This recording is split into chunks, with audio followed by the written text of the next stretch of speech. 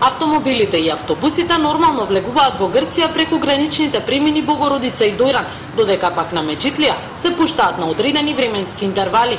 Сообраќајот за товарните возила пак од утрово е во прекин поради штрајкот на грчките цариници. И тие учествуваат во 24-часовниот штрајк на вработените во јавниот сектор во Грција.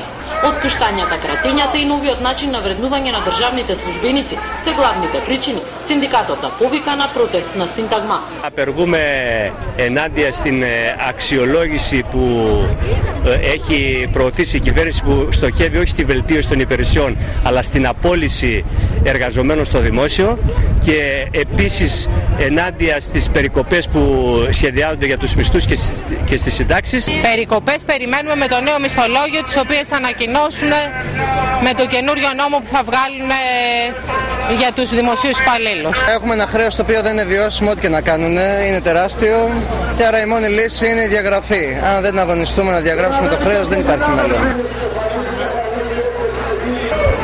Ниту топлото време и температурата од над 35 степени Целзиусови не ги спречија вработените во државниот сектор да излезат и да протестираат на Sintagma.